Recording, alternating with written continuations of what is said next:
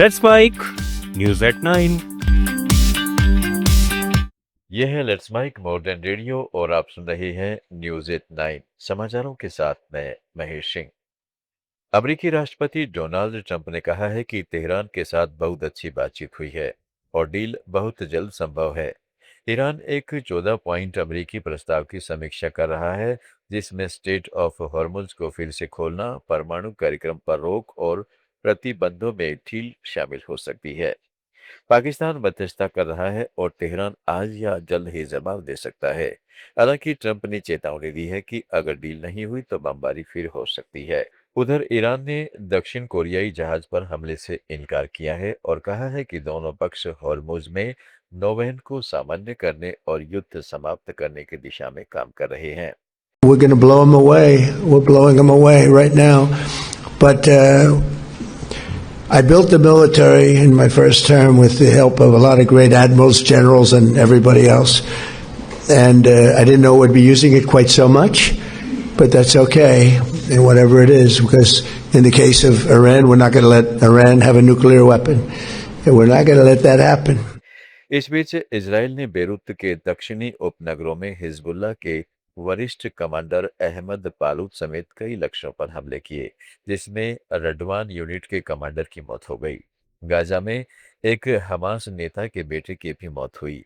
ईरानी आधिकारिक एजेंसी इरना ने कहा है कि तेहरान कूटनीति के प्रति प्रतिबद्ध है, लेकिन अपनी रक्षा के लिए प्रतिबद्धता के साथ, लेकिन अमरीकी दबाव को तानाशाही बताते हुए ईरान गारंटी मांग रहा है। हॉर्मुज में तनाव के बावजूद तेल कीमतें $100 के ऊपर बनी हुई हैं। स्थिति नाजुक बनी हुई है। अंतर्राष्ट्रीय कूटनीति विशेषज्ञों का अनुमान है कि पाकिस्तानी मध्यस्थता और चीन के प्रयासों से युद्ध समाप्ति की राह निकल सकती है। भारत और पाकिस्तान के बीच सिंधु जल संधि को लेकर एक बार फिर तनाव बढ़ गया है। विदेश मंत्रालय ने साफ कर दिया है कि जब तक पाकिस्तान सीमा पार आतंकवाद का समर्थन बंद नहीं करता, तब तक संधि पर रोक जारी रहेगी। विदेश मंत्रालय के प्रवक्ता रणधीर जायसवाल ने कहा है कि भारत का रुख शुरू से स्पष्ट है। पाकिस्तान द्वारा लगातार आतंकवाद को बढ़ावा दिए जाने के जवाब में सिंधु जल संधि यानी इंडस वाटर ट्रीटी को फिलहाल स्थगित कर दिया गया है। उन्होंने कहा है कि पाकिस्तान को आतंकवाद के प्रति अपना समर्थन पूरी तरह और हमेशा के लिए खत्म करना होगा। So our position on Indus Waters Treaty has been consistent.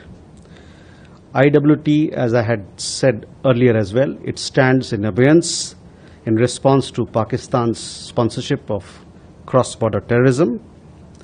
Pakistan must credibly and irrevocably abjure its support for cross-border terrorism. MEA की प्रवक्ता रणधीर जायसवाल ने कहा है कि आज हम ऑपरेशन सिंदूर की पहली वर्षगांठ मना रहे हैं। पूरी दुनिया ने देखा कि पहलगांव आतंकी हमला असल में क्या था।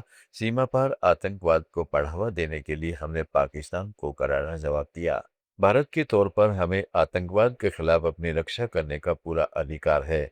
हम आतंकवाद के खिलाफ वैश्विक लड़ाई को मजबूत करने के लिए लगातार काम करते रहेंगे।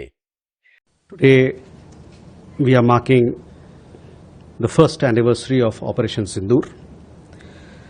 The entire world saw the Pahalgam terrorist attack for what it was.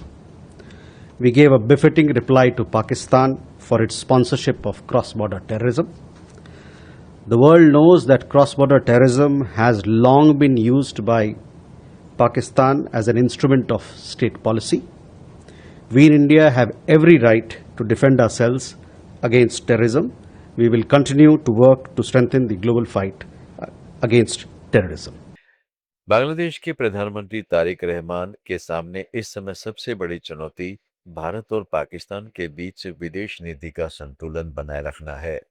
वो राजनीतिक विश्लेषक माइकल कुलेगमैन ने द डेली स्टार में लिखा है कि रहमान सरकार भारत के साथ रिश्ते सुधारने की कोशिश कर रही है, क्योंकि बांग्लादेश की कमजोर होती अर्थव्यवस्था के लिए नई दिल्ली का सहयोग बेहद अहम माना जा रहा है। बिजली साझेदारी, सीमा प्रबंधन और साझा नदियों जैसे कई मुद्दों पर दोनों देशों के बीच सहयोग जारी है। वहीं समाचारों में फिलहाल इतना ही। जुड़े रहें लेट्स बाइक के साथ। आप सुन रहे थे let's mike more than radio. Follow कीजिए हमें हमारे